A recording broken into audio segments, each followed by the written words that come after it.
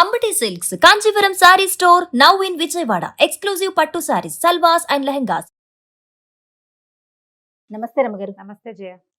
రమ్మగారు, మనకి ఆంజనేయ స్వామి అనగానే సింధూరం గుర్తొస్తుంది. ఓన్లీ ఆయనకే ప్రత్యేకం, మనం ఆ కలర్ ఇంకెక్కడా చూడం. ఆంజనేయ స్వామికి సింధూరానికి ఉన్న సంబంధం ఏంటండి? కరెక్ట్గా నాకు మీ శారీ కలర్ ఇంచుమించుగా అదే అనిపిస్తుంది. సింధూరపు రంగు. ఈ గండ సింధూరాన్ని స్వామికి, ఆంజనేయ స్వామికి సమర్పిస్తారు. చాలా ప్రత్యేకమైన సేవ. ఆయన దేవాలయాల్లో అది ఇస్తారు, అది పెట్టుకుంటాం, అది వదలదు. అవును, దేవాలయంలో ఓ పక్కన అద్దం పెడతారు, అద్దం దగ్గర అంతా అవే మరకలు కనపడుతుంటాయి, వేలు నుంచి వదిలిపెట్టదు. నూనె వేసి రంగరిస్తారు, నువ్వుల నూనెతో రంగరిస్తారు. దీనికి పురాతన కాలం అంటే మనకు తెలిసి మన తాతల నాటి నుంచి కూడా ఆంజనేయ స్వామికి సింధూరానికి ఏమైనా సంబంధం ఉంది. ముందు కాలంలో ఏం చేసేవారో తెలియజేయ. అసలు ద్వాపర యుగంలో ఆంజనేయ స్వామికి ఏదైనా పూజ చేశారు అనే పాయింట్లు కూడా మనం వినాం. మహాభారతమే కదా మనకి ద్వాపర యుగంలో ప్రమాణం. మహాభారతంలో కానీ భాగవతంలో కానీ ఆంజనేయ స్వామిని పూజించిన ప్రస్తావన రాదు. ఒకే ఒకసారి ఎక్కడొస్తుంది, ఈయన సౌగంధికాపహరణం కోసం వెళ్తాడు భీముడు. అప్పుడు ఆయనకి ఆ గంధమాదన పర్వతం మీద ఈ ఆంజనేయ స్వామి కనిపిస్తారు. అప్పుడు ఈయన వీళ్ళిద్దరూ ప్రార్థిస్తే అప్పుడు ఆయన ఆంజనేయ స్వామి ఏమన్నాడు, ఆయన భీముడి ప్రార్థనను అనుసరించి వచ్చి మీ రథం మీద కేతనంగా ఉంటాను అని చెప్పాడు. అర్జునుడి రథానికి జెండాగా ఉన్నాడు. జెండాపై కపిరాజు పద్యాలే ఉన్నాయి. అవును, ఆ కపిరాజు యుద్ధంలోనే కాకుండా వీళ్ళు మన విరాట పర్వంలో అర్జునుడు బృహన్నల వేషం నుంచి అర్జునుడి రూపంలోకి వస్తాడు కదా, అప్పుడు వచ్చి బృహత్ కపి వచ్చి కూర్చున్నాడు రథం మీద అని చెప్తారు మహాభారతంలో. కపి వచ్చేసాడట, ఆంజనేయ స్వామి వచ్చి యుద్ధం అనగానే అర్జునుడి రథం మీద ఉండాలి, వచ్చి కూర్చున్నాడు అని చెప్తారు. అవి తప్ప ఆంజనేయ స్వామి సేవాకాలాలు మనం అసలు చూడం. కానీ మనకి కలియుగంలో మన ముందు తాత ముత్తాతల నాటి నుంచి ఆంజనేయ స్వామిని సేవించడం ఉంది. కాలక్రమంగా రకరకాల కథలు వెలుగులోకి వచ్చాయి. పరాశర సంహితలో ఒక ప్రత్యేకమైన కథనని చెప్తారు ఆంజనేయ స్వామి సింధూరము కాంబినేషన్ మీద. ఎందుకు వీళ్ళిద్దరికీ ఈ సంబంధం ఉంది అని. మన రావణ వధ అనంతరం పట్టాభిషేకం జరిగింది సీతారాములతో పాటు. ఆంజనేయ స్వామి కూడా వీళ్ళంతా వచ్చారు. ఓకే, ఆంజనేయ స్వామి, సుగ్రీవుడు, తార, అంగదుడు, రుమ వాళ్ళే కాకుండా మళ్ళీ విభీషణుడు, జాంబవంతుడు అంతా కూడా శ్రీరామ పట్టాభిషేకం చూడడానికి ఇక్కడికి అయోధ్యకి తరలి వచ్చారు.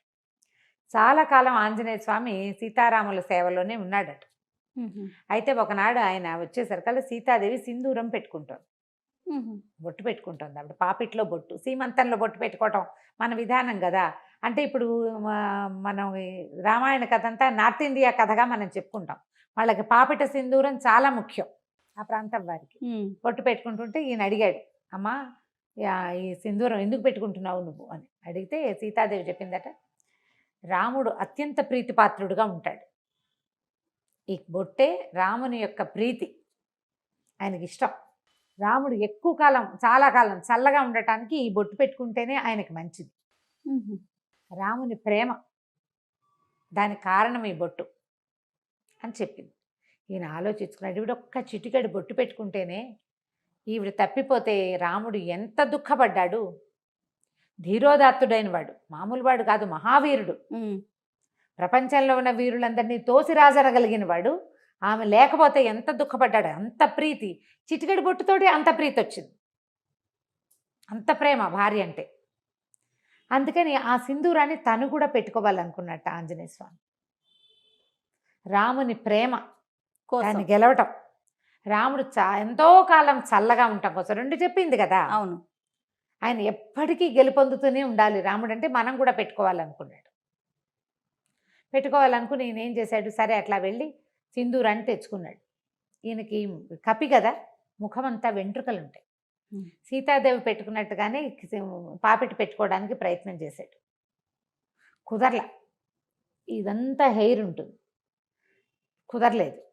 సరే ఏమనుకున్నాడు, ఎట్లా రాలిపోతుంది ఇది, ఆవిడ పెట్టుకుంటే ఉందే, నేను పెట్టుకుంటే ఎందుకు లేదు, రాలకుండా ఉండాలంటే ఏం చేయాలని నువ్వుల నూనె కలిపాడట. అందులో కలిపిన తర్వాత ముఖం మీద పెట్టుకున్నాడు, నుదుటి మీద పెట్టుకున్నాక ఆయనకు అనిపించింది, ఒక్క చిటికెడు ధరిస్తేనే సీతాదేవి అంటే ఆయనకు పంచప్రాణాలు కదా, శరీరం అంతా ధరిస్తే రాముడికి ఇంకా ప్రీతిపాత్రుడిని అవుతాను నేను అనిపించింది.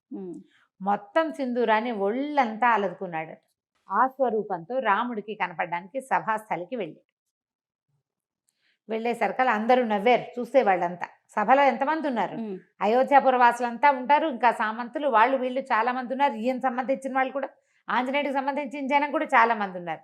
ఏమిటి వేషం హనుమ అని రాముల వారు అడిగితే అప్పుడు ఏం చెప్పాడంటే, చిటికేడు సింధూరం సీతాదేవి ధరిస్తేనే ఆమె నీకు అత్యంత ప్రీతిపాత్రాలైంది కదా, అందుకని నీ ప్రీతిని పొందడానికి నేను సింధూరం పట్టించుకున్నాను స్వామి అని చెప్పాడు.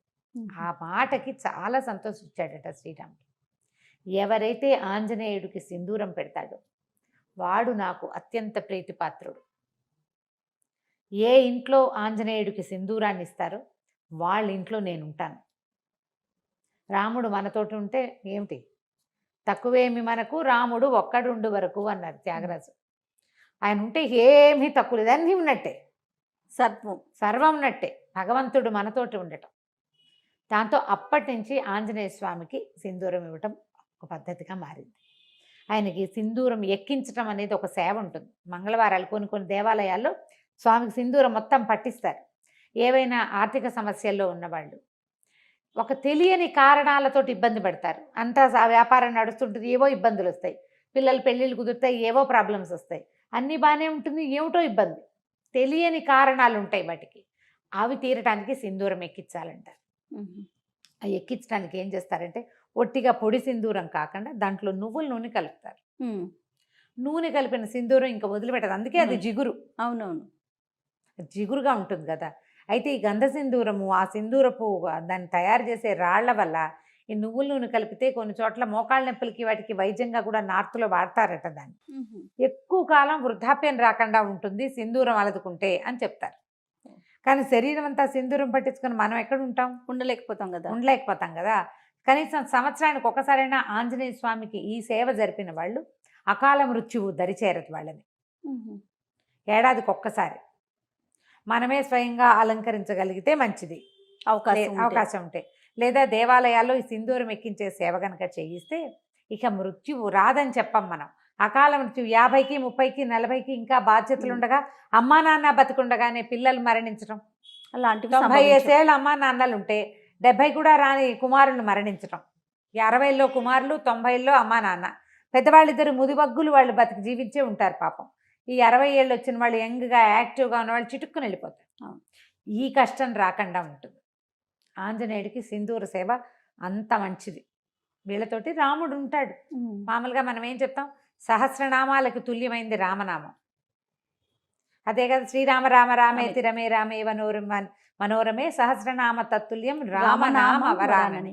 ఒక్క రాముడు అనే నామమే 1000 నామాలకి సరిపోతుంది. అలాంటి రాముడు మన పక్కన ఉంటాడు. అందుకని ఆంజనేయ స్వామికి ఈ సింధూరం ఎక్కించడం ఒక పద్ధతిగా మారింది. మనం ఇటీవల కాలం మనకు దగ్గరలో కూడా ఆంజనేయ స్వామికి ఏముంది, ఆయన ప్రతి వీధికి సందుకి దేవాలయాలు ఉంటాయి. అవును, ఫలానా చోటే సింధూరం ఎక్కించాలి అని పెట్టుకోకుండా ఎక్కడ కుదిరితే అక్కడ తమలపాకులతో సేవ చేయించడం. తమలపాకులు ఆకుపూజ చేస్తారు కదా, ఆయన ప్రీతి. తర్వాత ఈ సింధూర సేవ ఇది కనుక చేయిస్తే చాలా విశేషమైన ఫలితం లభిస్తుంది. తప్పకుండా. నమస్తే. నమస్తే.